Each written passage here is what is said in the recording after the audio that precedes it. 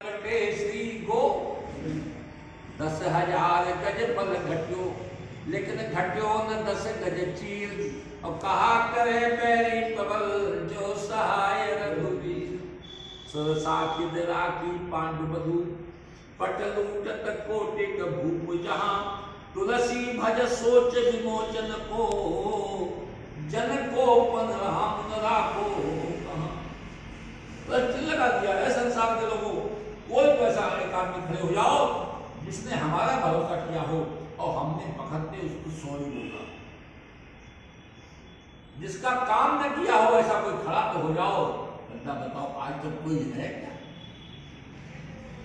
भगवान कहते हैं मोर बचन हो जाए अधिका, लेकिन भगत बचन बंधर की। से गिराया प्रहलाद को ब्रह्मादियों ने, सेज सी बना दी कृपानाथ निज बाहों की।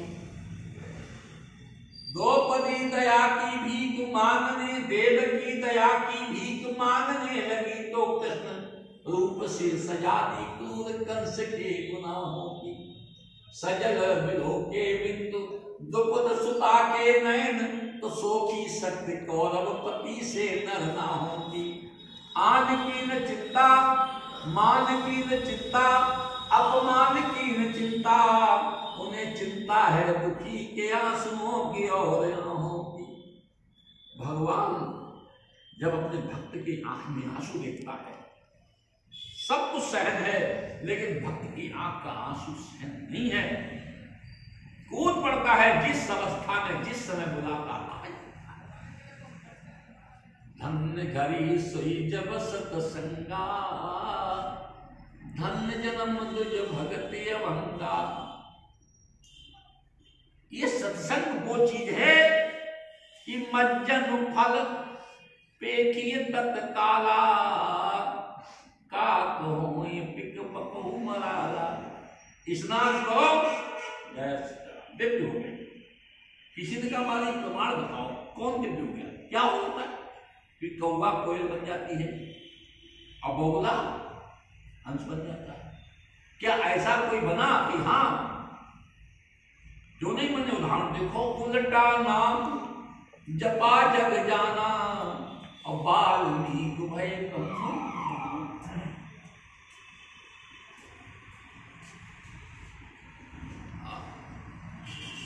धन्य घरी सोई जब सतसंगा, धन्य जन्म तुझ भगति अभंगा। जब तक मनुष्य सत्संग नहीं करता है तब तक उसे असली का नकली, नकली का असली दिखाई पड़ता है। अब कहोगे कैसे? सुंदरकांड में एक एग्जाम्पल आया है कि जब हनुमान जी महाराज जी ने कहां जा रहा है, मुझे पहचान नहीं, मैं कितना तुम छोटा हो जाओ। जो हनुमान जी ने कैसा छोटा रूप बनाया था ना, मसक समान रूप कब नहीं, छोटा लंके चलो सुने। यही नरसिंह भगवान को सुना महाराज जी। राम जी का यहाँ पे थोड़ा पीछे हुआ, नरसिंह भगवान को आगे जाने दो, थोड़ा ताड़ मार करनी पड़ेगी है।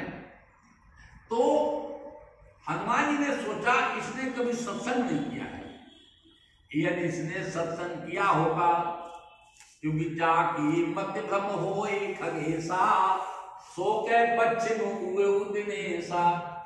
इसने सत्संग किया होता तो इसे चोर असली दिखाई पड़ता। चोर तो इसका रावण है ना, जो मेरी मातेश्वरी को धोखे से उठा कर ले आया, और हम तो अपनी मैया का पता करने आए हैं, हमको चोर बोलती है। थोड़ा सत्संग करा लो तो मुठी का एक महातपहनी, मत धरनी धनुमनी। हमारे मांस पे चौपाई बच्चा बच्चे खाएं। बच्चा बच्चा का मतलब है कि हर किसी का अन्न नहीं खाना चाहिए बिना सोचे समझे। मनुष्य का, उस मनुष्य का जो अन्न है उसका स्रोत क्या है? क्योंकि गलत स्रोत का अन्न खाने से व्यक्ति की बुद्धि नष्ट हो जाती है।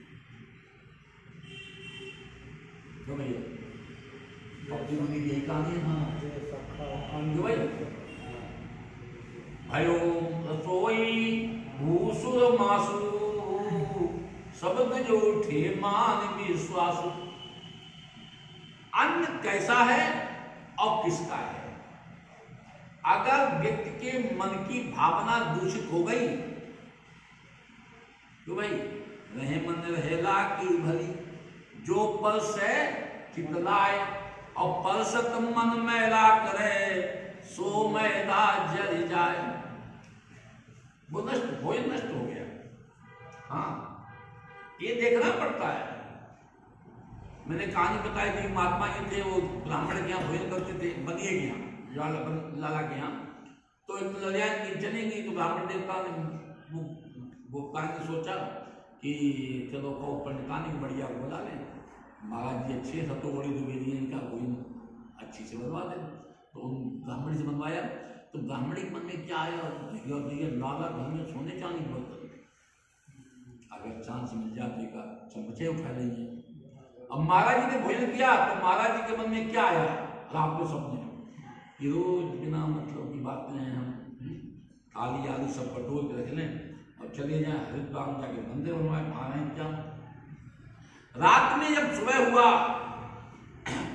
निवृत्त हुए नृत्य क्रिया से, उनके मन में आया हरे राम, लाला कितनी श्रद्धा से खिलाते हैं, हमारे मन में क्या गया।